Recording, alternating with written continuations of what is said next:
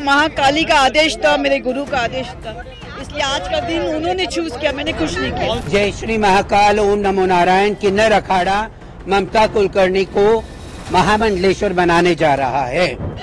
अभी जो मेरे, जिसको हम लोग बोलते हैं कि पट्टा गुरु, मैंने लक्ष्मी नारायण त्रिपाठी को चुना बिकॉज आज शुक्रवार है और सर्वप्रथम आज महाकाली का दिन है। फिर पाव धो लो। और मुझे कल महामंडलेश्वर बनाने की तैयारी चल रही थी, मुझे पूछा गया तो, लेकिन आज मुझे महाशक्ति ने आदेश दिया कि मुझे ये चुनना है लक्ष्मी नारायण त्रिपाठी जी को, बिकॉज वो साक्षात अर्धनारेश्वर के स्वरूप है। और इससे बड़ी मेरे लिए क्या उपाधि हो सकती है कि एक अर्धनारेश्वर के हाथ में मेरा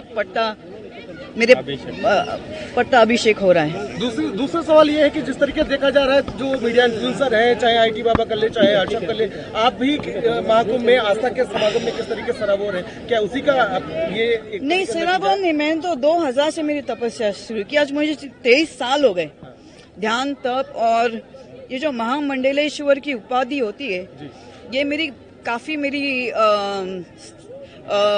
परीक्षा ली गई। सब महामंडलेश्वर लोगों ने मेरी प्रश्न मुझे पूछे, मेरी अभ्यास के, जिसको हम लोग बोलते हैं परीक्षा ली, मेरी अभ्यास की। 23 साल मैंने क्या तप किया, मैंने ध्यान क्या किया, तो हर प्रकार के प्रश्न से मैं पास हो गई, उत्कीर्ण हो गई, तब जाके मुझे महामंडलेश्वरी की उपाधि प्राप्त हो गई। कुछ साधु संतों में नाराजगी भी देखने को मिल रही है आपकी, जिस तरीके से आपने दीक्षा ली उसके बाद काफी लोग नाराज है, मीडिया लोग नाराज है, मेरे फैंस नाराज है, उनको लगा कि मैं वापस बॉलीवुड आऊंगी, लेकिन ठीक है, जैसे ईश्वर की इच्छा। महाकाल और महाकाली के इच्छा के आगे किसी का कुछ नहीं चलता, वही परब्रह्म है। महाकुंभ में पहुंचकर कैसा लग रहा है आपको? मुझे बहुत अच्छा लग रहा है। और क्या चाहिए, त्रिवेणी संगम है उसके, और 144 साल के बाद कुछ ऐसे ग्रह नक्षत्र बन रहे हैं, इससे पुण्य और महाकुंभ हो ही नहीं सकता। तर्पण कर दिया आपने? अभी तर्पण कर दिया, पिंड दान कर दिया। कि क्या शुरुआत में क्या बोलूं आपको, ये महादेव और महाकाली का आदेश था, मेरे गुरु का आदेश था, इसलिए आज का दिन उन्होंने चूज किया, मैंने कुछ नहीं किया। जय श्री महाकाल, ओम नमो नारायण। किन्नर अखाड़ा ममता कुलकर्णी को महामंडलेश्वर बनाने जा रहा है। उनका नाम श्री यमाई ममता नंदगिरी रखा गया है।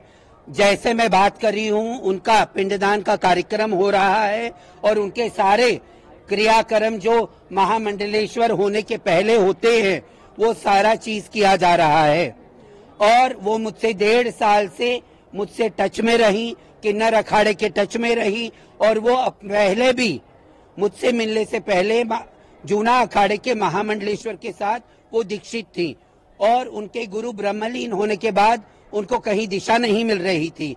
तो हमने वो कल ये इच्छा जाहिर करी उन्होंने 2-3 महीने पहले कि मैं सनातन से पूर्ण रूप से जुड़ना चाहती हूँ। तो कल वो भी अखाड़े में आई, वापिस आई और कही माता मुझे कुछ पद चाहिए।